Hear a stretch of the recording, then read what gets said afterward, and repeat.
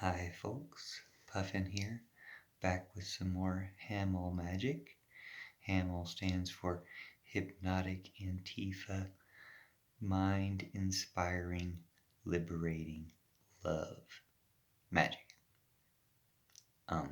Basically it means this will make you Antifa, will make you anti-fascist or more anti-fascist. So just watching it, you don't have to do anything. It's hypnotic.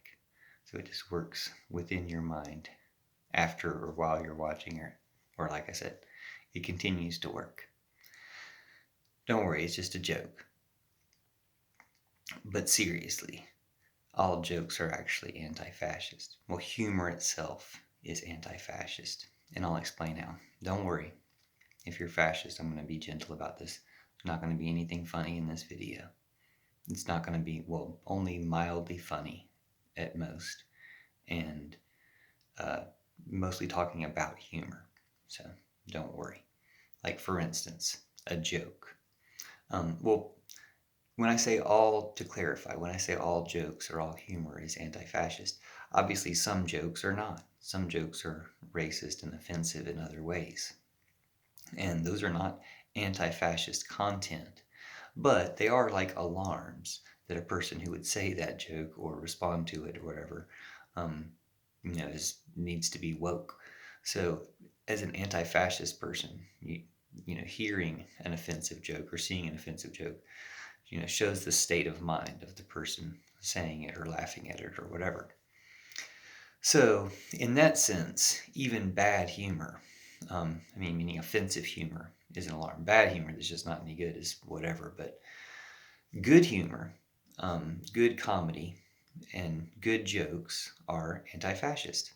And this is true because there's kind of a rule in comedy that says, comedy should always punch up, which means don't punch down, don't abuse an oppressed person or group or whatever with your comedy. But, if you're going to hit somebody, punch a Nazi, punch somebody up at the top. And the thing is, that's a general rule that people don't necessarily follow. There's this comedy and humor of people, trolls especially, like bringing everybody into their level. And there's kind of an insiderness of comedy that if you get the joke, if you're in on the joke. And so these troll communities online create these things like little catchphrases and stuff, words and stuff, slang and stuff, to reel each other in or to signal to each other. And of course they've mostly taken over online at this point.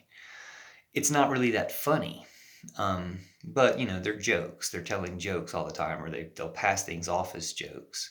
And again, so is that anti-fascist? No, but it's a good signal of where the fascists are when they tell fascist jokes. Because really, humor is and should be and is at its best anti-fascist. And humor in general is, because it disrupts the status quo. And especially when you have a fascist status quo, as we do. But even when it's, a better status quo, you can still disrupt it with humor or challenge it with humor. And that's a good thing. So, for instance, I only know one joke when I think of jokes. I read one joke in a joke book when I was a kid, and it stuck in my head. And as much as I love jokes, I just can't remember them too well. So the one I remember, I never thought about it as being offensive, and it's not really. Here it goes. What does a policeman say to his shirt? You're under a vest. And it's, as a kid, it wasn't offensive. Again, it's just a joke that's always stuck in my head. And I think it's kind of cute. I like it. It's kind of a pun.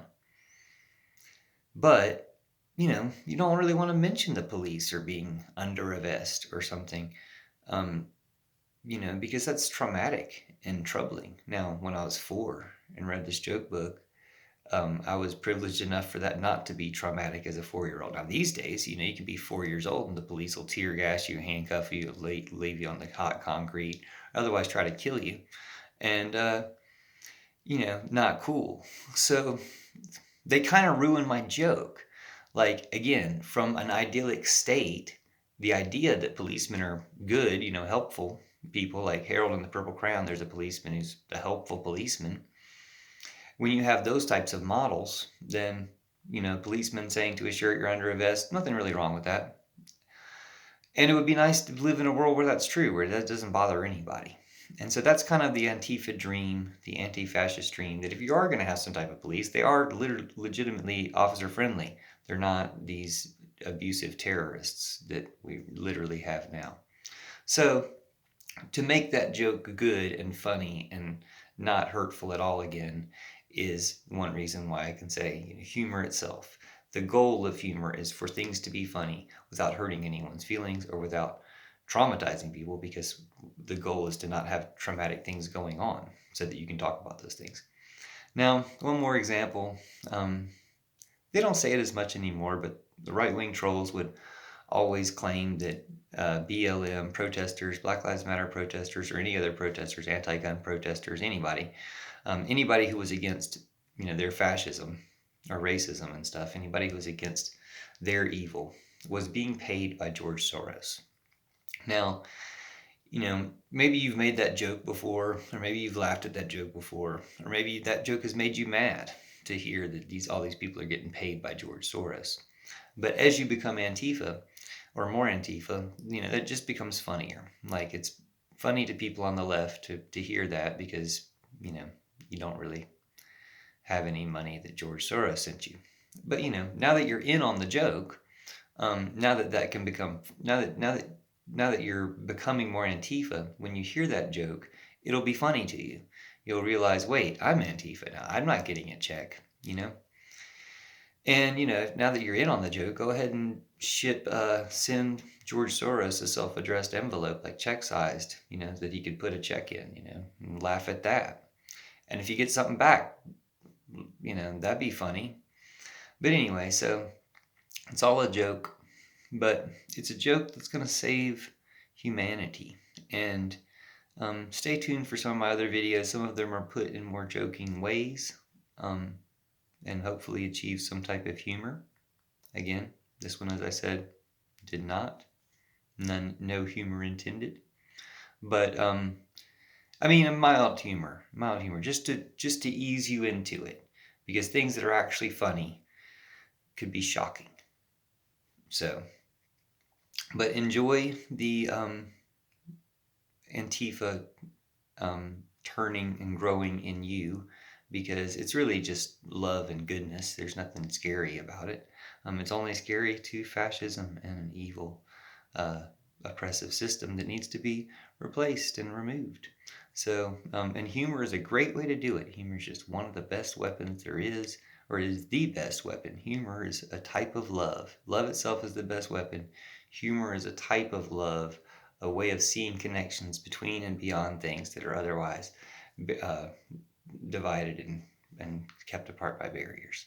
So next time I will try to do something funny, or at least a little bit funny, and hopefully you will too, and enjoy becoming more anti-fascist as you laugh at things and find humor in the world around us, and use that humor to change the world around us.